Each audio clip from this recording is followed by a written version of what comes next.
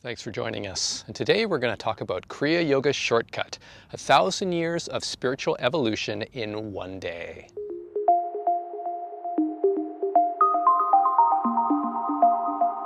So in some Kriya Yoga schools, they talk about a Kriya Yoga shortcut in terms of being able to evolve 1,000 years of spiritual evolution in one day. And with the idea that one needs to evolve 1,000,000 years of regular, everyday existence to achieve final emancipation. And so this is an idea that was popularized by Yogananda in his autobiography of a yogi.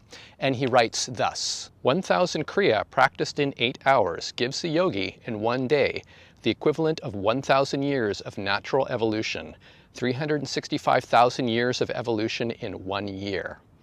In 3 years, a Kriya yogi can thus accomplish by intelligent self-effort the same result which nature brings to pass in 1,000,000 years.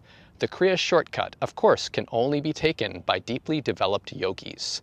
With the guidance of a guru, such yogis have carefully prepared their bodies and brains to receive the power created by intensive practice. So what Yogananda is saying here is basically that one repetition of Kriya Pranayama, one Kriya, equals 1 year of natural earthly evolution. However, in his Art of Superrealization from 1930, he says something much different. The repetition of Kriya 12 to 14 times equals 1 year's natural evolution and development of body, mind, and soul. The life current quickly spiritualizes the spine and brain, which in turn spiritualize the whole body. Yogis state that this current actually changes the atomic composition of the body's cells. Ordinarily, the progress of the human body, mind, and soul keeps pace with the revolutions of the earth around the sun. This is why the yogis of India have devised this ingenious Kriya exercise for internally refining the brain and spine. Kriya is mathematical in its result. By practicing Kriya correctly 14 times morning and evening while in good health, the spine, brain, and mind become completely charged. To bring an equivalent change through the natural evolution requires 1 year. Consequently, by practicing Kriya 14 times in the morning and 14 times in the evening, 2 years of natural evolution can be achieved in 1 day. One must remember that 1,000,000 years of evolution to be achieved in less than 50 years by perfecting one's technique, deepening concentration, and by increasing the number of times in the practice of Kriya. So this publication of the Art of Superrealization in 1930 was Yogananda's first Kriya lesson, his first printed Kriya lesson that was basically the template on which his SRF Kriya lessons were built later.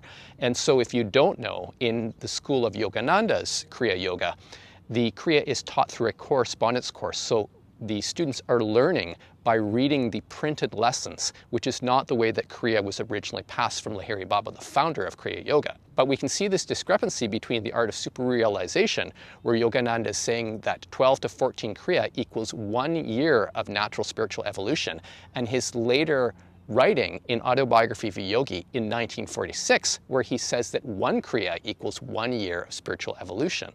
So are we to believe that between 1930, when the Art of Superrealization was published, and 1946, when Autobiography of a Yogi was published, that Kriya Yoga became 12 times more effective? Is the number of Kriyas actually really that important?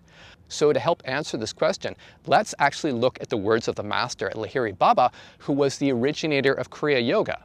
In his Garland of Letters, which is a collection of letters that he wrote to his students during his lifetime, he talks about the numbers of Kriyas in this way.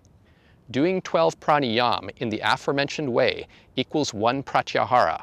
In the same way, 144 of such pranayams equals 1 dharana.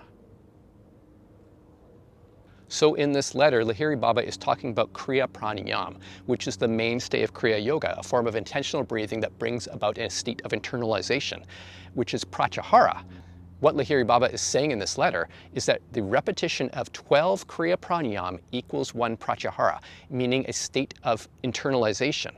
Similarly, he says that 144 repetitions of Kriya Pranayam equals 1 dharana. 1 dharana is internalized concentration.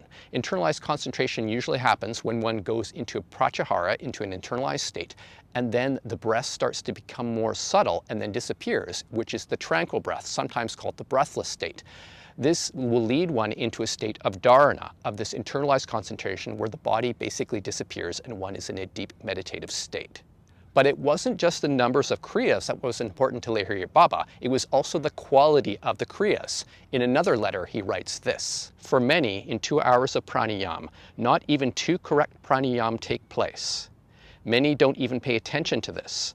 Not reviewing initiation and instruction from time to time causes all sorts of problems. Instead of doing 5 hours of pranayam, if you could do just 2 correctly, try to do that. Everyone should try to practice correctly like this."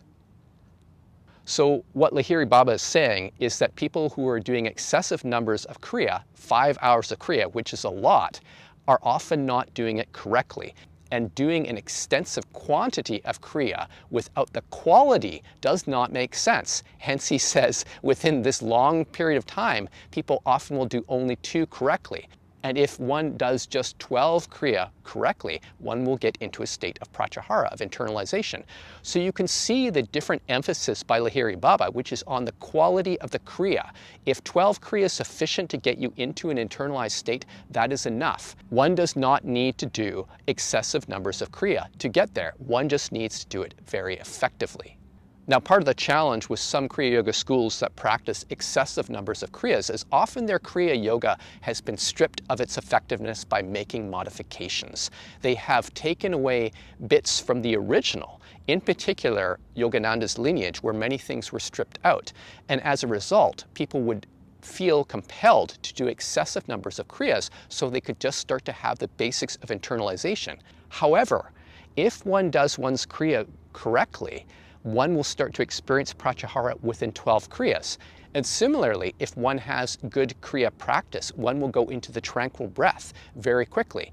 And what Lahiri Baba said is that once one enters the tranquil breath, one does not do any more pranayam. So students who are very developed in Kriya Yoga often can't do many Kriya because they go into pratyahara and then they go into the tranquil breath. And once they're in the tranquil breath, there is no more pranayam. So people who are having to do up to 1,000 Kriya per day are not having that experience of quick internalization, of quick pratyahara, and the tranquil breath. Furthermore, there is really no evidence to support the idea that 1 million Kriyas equals final realization, especially considering the discrepancy between what Yogananda was saying in his Art of Superrealization in 1930 about being 12 to 14 Kriyas equals 1 year of spiritual evolution, and later in the autobiography when he said that 1 Kriya equals 1 year of spiritual evolution. And so this inconsistency in Yogananda's writings casts further doubt on his own certitude about Kriya Yoga in this way. Debate on the numbers of Kriyas aside, Kriya Yoga remains a very effective practice for getting internalized in meditation, becoming aware of one's true nature, and taking steps towards one's awakening. So if you have any questions about this video, feel free to send me an email at info@modernkriya.com. Also check our website at modernkriya.com and our YouTube channel. So thanks for joining us, and we will see you next time.